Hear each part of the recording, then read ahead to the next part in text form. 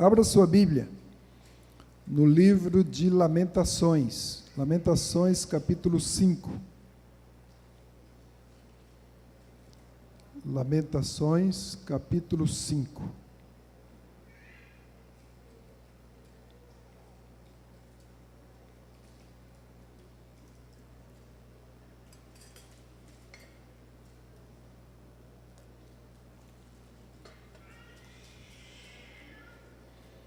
Muito bem, creio que você já encontrou, do jeito que você está.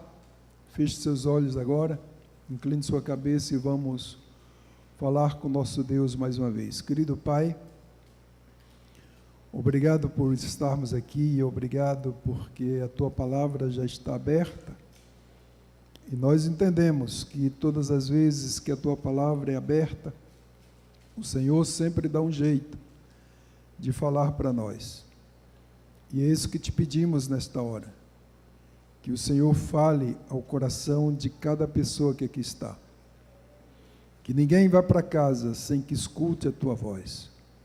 Mas que a gente, quando tiver que ir para casa, a gente vá para casa com o desejo de praticar a Tua palavra e de te obedecer. Que o Teu Espírito esteja nesta hora conosco, em nome de Jesus. Amém. Amém. Lamentações capítulo 5, versículo 21 diz assim: Converte-nos a Ti, Senhor, e seremos convertidos. Renova os nossos dias como dantes. O povo estava escravizado em Babilônia. A situação era calamitosa e insuportável. O capítulo 5, na verdade, ele é uma oração do profeta em prol do povo que já estava escravizado há anos. E é interessante que a situação do povo, a nação de Israel, o estado deplorável que vivia Israel nesse cativeiro. A gente precisa lembrar que Israel era herdeiro das promessas ou de promessas incríveis. Deus havia dito que Israel seria cabeça e não cauda. Eles teriam uma agricultura forte, seriam bem-sucedidos. As bênçãos prometidas a Israel levariam todas as outras nações a serem abençoadas juntamente com Israel. E este capítulo 5 aqui inicia com Jeremias fazendo um apelo suplicante para que Deus lembrasse deles e para que ele estendesse ou entendesse e atentasse para a situação calamitosa que vivia Israel. O profeta lembra que a herança deles havia passado a outros e estavam agora, o povo de Israel estava sem perspectiva alguma para o futuro. E eu fico me perguntando como é que vive uma pessoa que não tem perspectiva para o futuro. Talvez, não sei, eu esteja falando para alguém aqui que olha para o dia de amanhã e não sabe o que fazer. Talvez. Eu penso que é impossível, na verdade, viver sem esperança para o futuro. Olha a situação de Israel. A água tinha que ser comprada. A lenha tinha que ser comprada. E se a gente lembra que, quando Deus chamou a nação de Israel, através de Abraão, Deus prometeu toda a terra. E agora eles não tinham água, não tinham lenha. Suas mulheres, a Bíblia diz que elas haviam sido estupradas, as adolescentes e jovens violentadas. Imagina que situação calamitosa. Os filhos do povo de Israel, o povo que recebera a promessa de ser cabeça, a Bíblia diz que suas filhas eram simplesmente violentadas pela população de Babilônia. Mas não para por aí. Os príncipes, eles haviam sido enforcados. O enforcamento era uma das modalidades de tortura e de punição naquela época. Os velhos, a Bíblia vai dizer que eles não eram reverenciados, eram desprezados. Os jovens estavam na situação, logicamente, de escravos, e o texto vai dizer que eles trabalhavam o dia inteiro. As crianças, a Bíblia diz que elas viviam caindo por causa do peso das cargas que eram colocadas nas costas delas. E eu imagino, portanto, que elas não tinham mais tempo para brincar de carrinho, de bola. Estou atualizando o texto, logicamente. O texto, versículo 13, diz que os meninos tropeçavam debaixo das cargas de lenha. Os anciãos não eram reverenciados, não podiam mais, eles, embora não trabalhassem, eles eram proibidos de conversarem entre eles.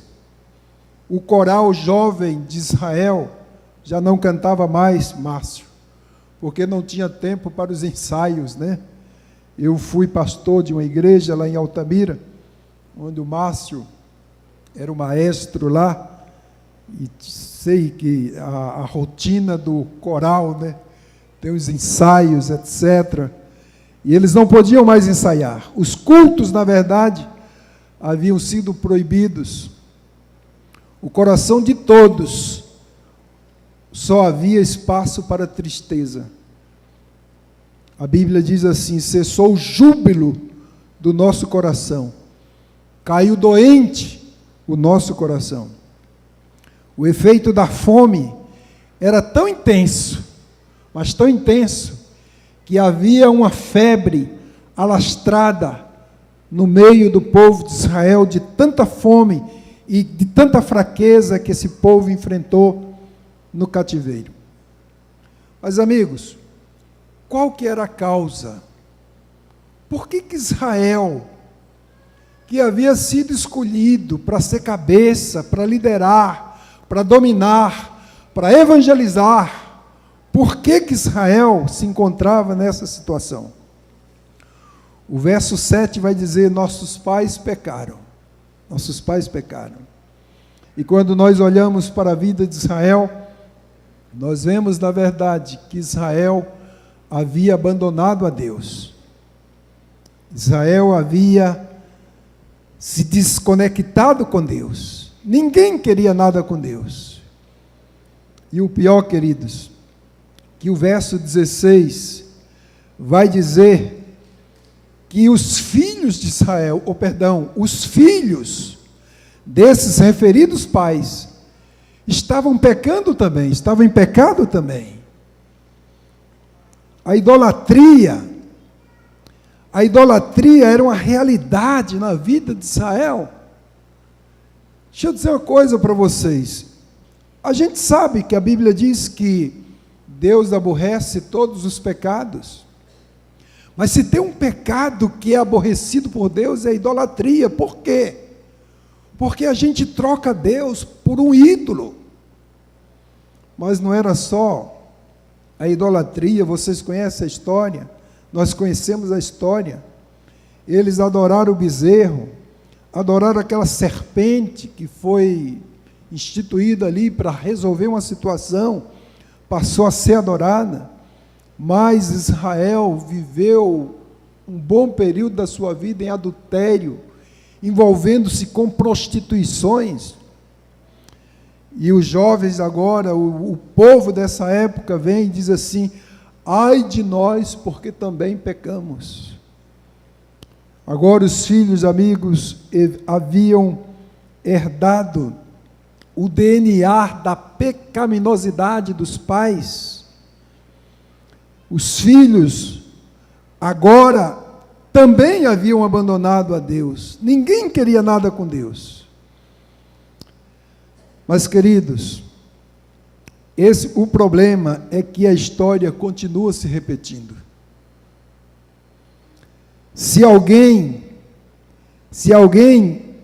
por exemplo, tivesse a ideia de colocar um ídolo aqui, a estátua talvez aqui do pioneiro desta igreja, ou de L.G. White, eu tenho certeza absoluta, mas absoluta, que haveria entre nós uma revolta geral.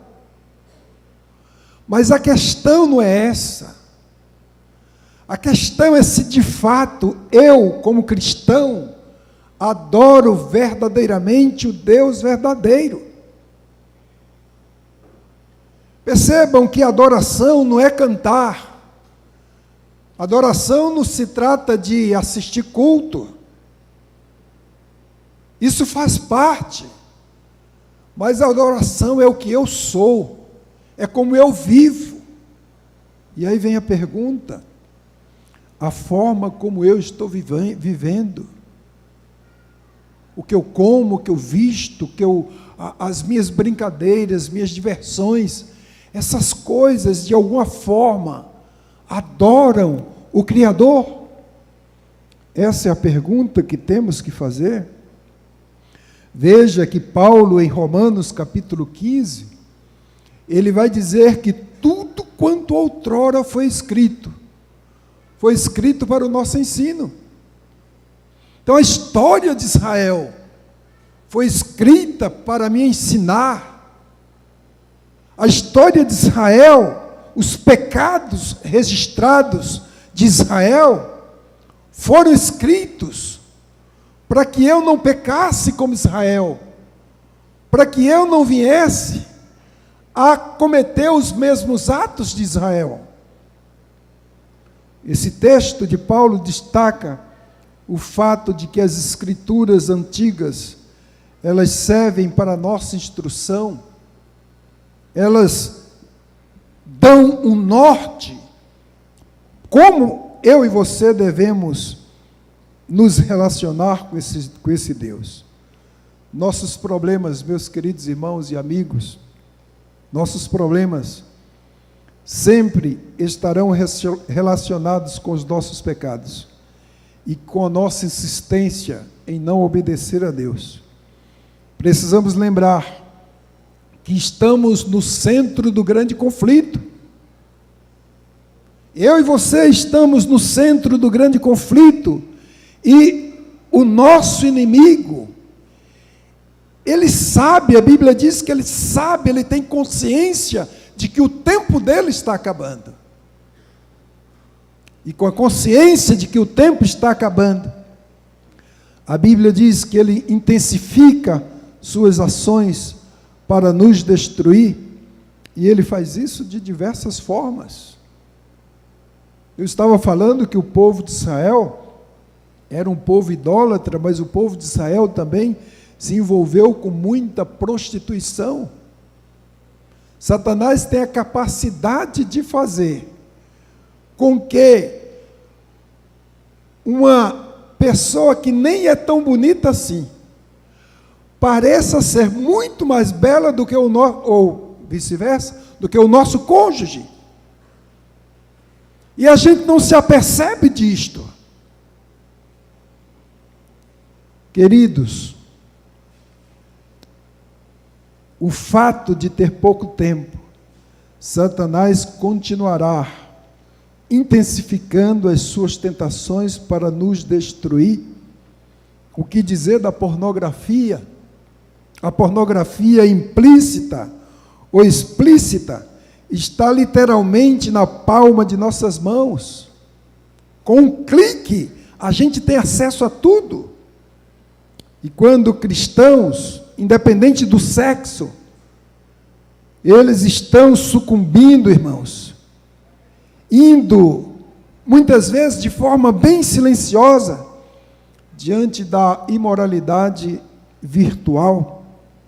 E eu quero dizer para você que não há dúvida de que estamos encurralados, mas precisamos lembrar que o pecado jamais será uma imposição.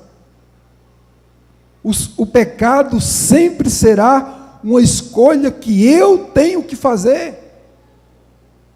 E, infelizmente, eu tenho que dizer que as escolhas que eu faço têm as consequências. Israel estava vivenciando as consequências das escolhas que fizeram no passado. Portanto, meu querido irmão, meu querido amigo, não subestime a força de contemplar a sensualidade. Suas algemas são quase inquebráveis. Melhor é nunca dar o primeiro passo, porque quando a gente dá o primeiro passo, nossos pés ficam propensos a dar o segundo, o terceiro e o quarto. Todavia, eu quero dizer nesta manhã, que para aqueles que porventura já deu o passo inicial em Cristo, sempre há esperança para retornar. Ele pode, somente Ele pode nos arrancar das garras malditas da poluição moral.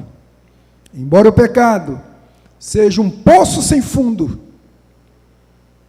a graça não conhece limites, e ela busca, ela se aprofunda, ela vai lá dentro, e tem o poder de resgatar aqueles que buscam o perdão, que se coloca como pecador arrependido. E qual que é a estratégia de Satanás mostrada no capítulo 5 de Lamentações? Amigos, o foco dele é distrair o nosso foco do céu. Esse é o foco do inimigo. E você poderia perguntar, mas pastor, como é que a gente pode vencer? Como é que a gente faz para não incorrer no pecado de Israel? Primeiramente, eu quero dizer para você que não existe a mínima chance de sermos salvos em nossa persistência em continuar pecando, em não abandonar o pecado. Nós precisamos, como teve que fazer Israel, nós precisamos reconhecer que Deus reina eternamente. Esse é o primeiro passo. Reconhecer que Deus reina e que Ele tem tudo sob controle é o primeiro passo para libertar-nos das garras do nosso inimigo. O profeta Jeremias, em diálogo com Deus, reconhece que o trono de Deus subsiste para sempre, verso 19.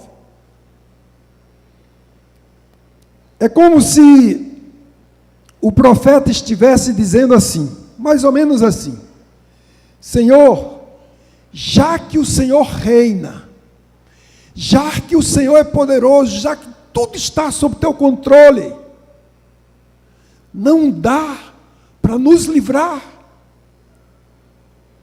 É como se estivesse dizendo, amigos, já que o Senhor domina sobre tudo e sobre todos, porque nós estamos sofrendo, porque temos que sofrer para sempre, porque estamos nesse cativeiro, se tu és Deus. Essas seriam as palavras traduzidas de Jeremias. Se o Senhor está no controle, Ele pode reverter qualquer situação, por mais caótica que seja. O Senhor sempre foi, sempre será Deus. Israel tinha essa concepção. Israel nunca esquecera que Deus é poderoso. O problema não é a nossa crença, o problema está na nossa vivência da fé. Esse é o nosso problema. No verso 20, amigos, o profeta vai dizer o seguinte: por que te esquecerias de nós para sempre? Por que nos abandonaria por tanto tempo? Por que, Senhor? Amigos, as palavras do profeta expressavam o sentimento do povo. Esse era o sentimento do povo, e Jeremias, por viver no meio do povo, por saber do pensamento, do sentimento do povo. Jeremias então resolve dialogar com Deus, expressando o que havia no coração do povo. Era também como se estivesse dizendo: Senhor, nós merecemos tudo que está acontecendo conosco, somos merecedores, mas Senhor, não dá para parar, não dá para dar um basta. Queridos, essas expressões denotam que não fazia apenas um dia, nem um mês, nem um ano. Nós sabemos que o cativeiro foram 70 anos de sofrimento, de amargura. 70 anos, queridos irmãos, de muito sofrimento. A situação estava caótica. Mas, amigos, sabe qual é a nossa grande necessidade? É de conversão. Nós precisamos de conversão. Por que todo sábado a gente vem para cá? Por que a gente lê a Bíblia? Por que a igreja tem um projeto muito forte de incentivar os membros da igreja adventista de estudar a Bíblia? Por quê? Por que tem que ter sermão sábado? Por que tem que ter lição da escola sabatina? Por que tem que ter sermão na quarta? Por que tem que ter... É conversão. Deus espera que o meu contato com a palavra, com a vontade dEle, me transforme em um outro homem, em uma outra mulher. Queridos, no verso 21, o profeta Jeremias diz assim: converte-nos a ti e seremos convertidos. Sabe o que Jeremias está dizendo aqui? Ele está dizendo que se depender da tua força, se depender da minha força, eu nunca serei liberto, nunca serei transformado. Jeremias chega à conclusão, depois de tanto dialogar com Deus, ele diz assim: Senhor, se o Senhor não intervir, se o Senhor não colocar a sua mão, estaremos perdidos para sempre.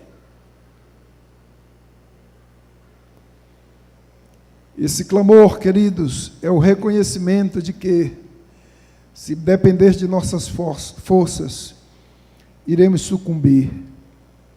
A conversão é algo que somente Deus pode fazer na nossa vida.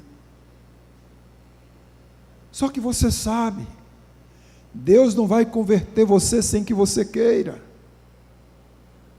Eu preciso pedir, eu preciso clamar.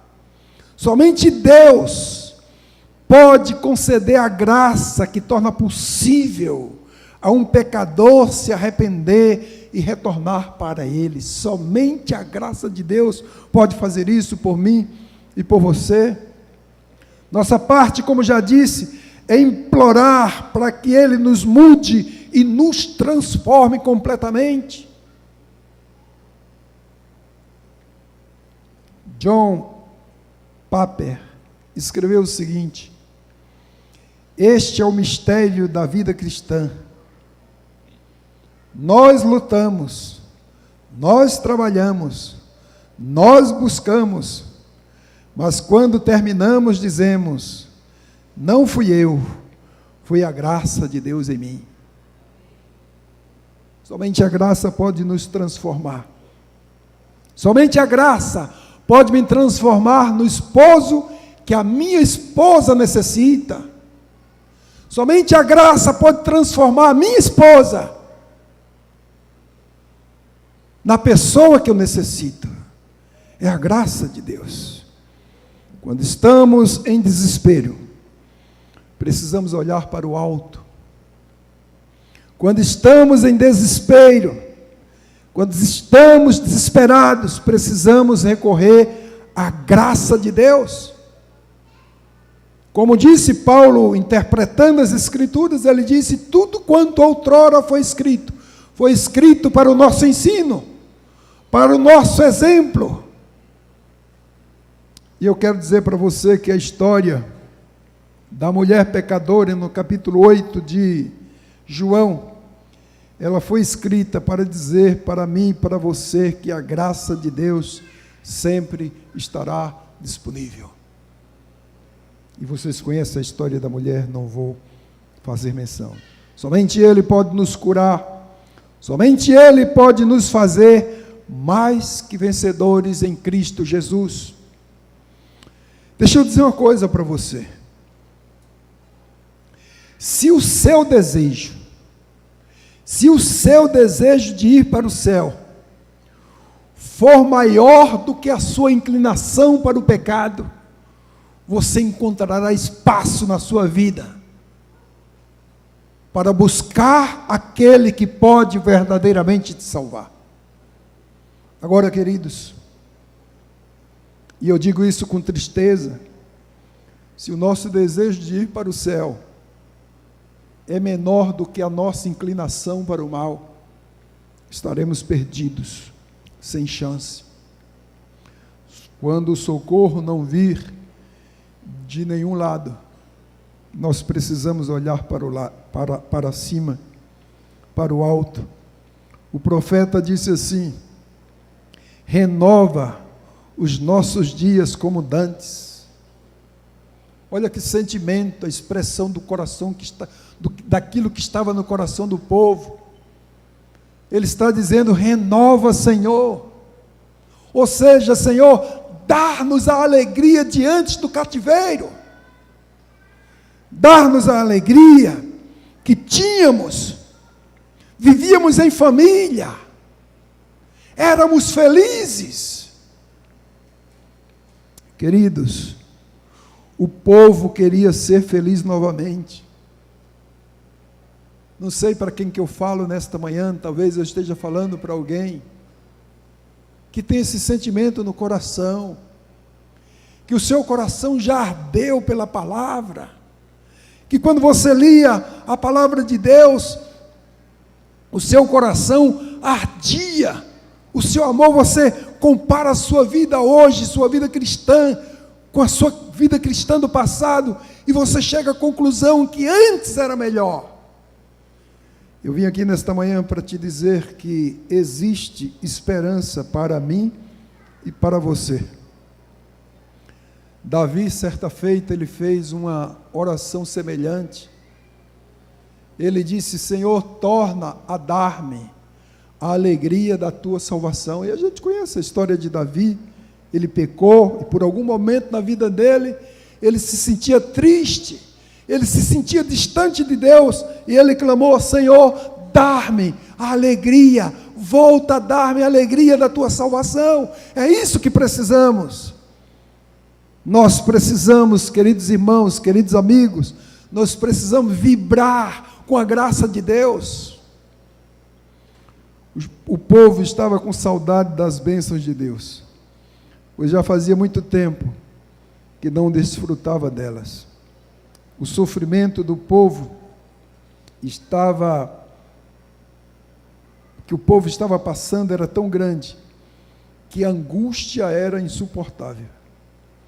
Mas, queridos, o segredo da vida cristã está em você acreditar que Deus é fiel, que Ele é fiel e que suas promessas se cumprirão na vida de cada um de nós. Porque vejam, quando Deus havia profetizado, inclusive através do profeta Jeremias, que o povo iria para o cativeiro. Mas ao mesmo tempo que o profeta profetizou a ida para o cativeiro, o profeta deu um limite de tempo. É como se o profeta tivesse dito: olha, vocês irão para o cativeiro, mas o cativeiro não segurarão vocês para sempre. que o profeta estava dizendo? Deus está no controle, embora a Babilônia fosse uma potência. Isso, de certa forma, eclipsou a fé do povo. Veio o profeta, queridos, veio o profeta, e eu quero dizer que o papel do profeta hoje é desempenhado pela própria palavra de Deus. Aí vem o profeta e diz assim: olha, Deus, o tempo está chegando, o tempo está sendo cumprido. Deus delimitou, porque Ele está no controle de tudo, e embora, como eu disse, o fato de Babilônia ser a potência mundial eclipsou a fé do povo. O povo estava prestes a sair do cativeiro. Por volta do ano 538, 539, antes de Cristo, a oração do profeta, a oração do capítulo 5 de Lamentações, foi ouvida, e o povo começou a voltar para Jerusalém. Queridos, está chegando o dia de irmos para a casa do nosso Pai. Essa vida aqui, não se engane, essa vida aqui, a vida que você está vivendo aqui, não passa de um cativeiro. E a gente está aqui para a gente aprender a confiar em Deus. A gente está aqui para continuar acreditando que o nosso Deus reina. Ele impera, o reinado dele impera sobre tudo e sobre todos. E está chegando, queridos amigos, está chegando o dia de irmos para a casa do Rei. O dia de sairmos deste cativeiro e irmos para as mansões celestiais. Eu não sei como é que está a sua vida com Deus. Eu não sei. Eu não sei como que está o seu coração, se o seu coração está vibrando com a salvação. Eu não sei se eu falo para alguém nesta manhã, que ao olhar para a sua vida, fazer uma retrospectiva, você vê que lá atrás, você já foi melhor. Mas eu quero te dizer nesta manhã que está chegando o dia de ir para a casa do Rei, de voltar para a casa do Pai. E Deus espera que eu e você estejamos preparados para subirmos com Ele para as mansões celestiais. Mas enquanto Ele não vem, eu preciso exercer fé, eu preciso continuar confiando, eu preciso continuar exercendo a minha fé como verdadeiro adorador. Amém? Nós teremos uma música agora que será cantada. E eu queria fazer um apelo para você nesta manhã. Meu apelo para você nesta manhã é o seguinte: você crê que Deus pode tudo? Então Ele pode mudar a tua vida. Só Ele pode nos converter. Às vezes talvez a maior tentação nossa é pensar que a gente é convertido sem fazer uma análise bíblica, para saber se de fato somos convertidos ou não.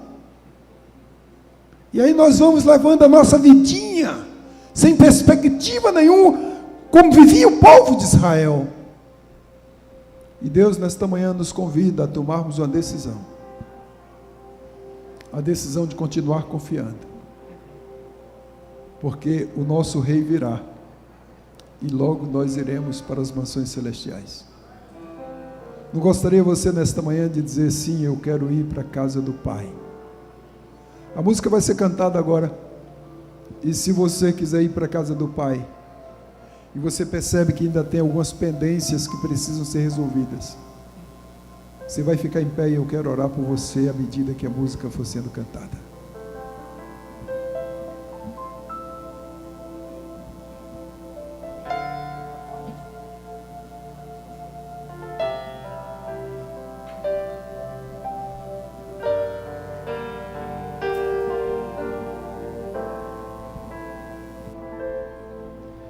além do rio azul.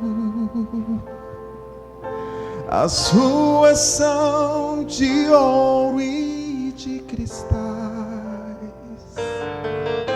Ali tudo é vida, ali tudo é paz, morte e choro, nunca mais tristeza e dor, nunca mais.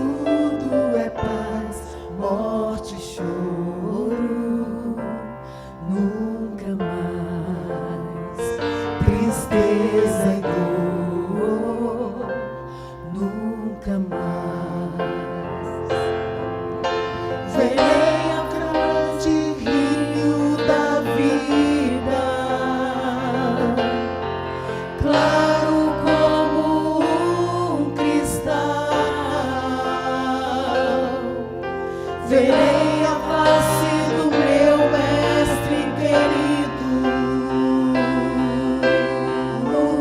Não haverá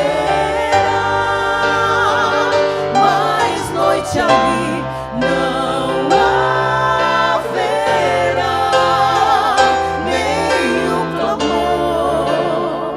Verei os olhos de Jesus.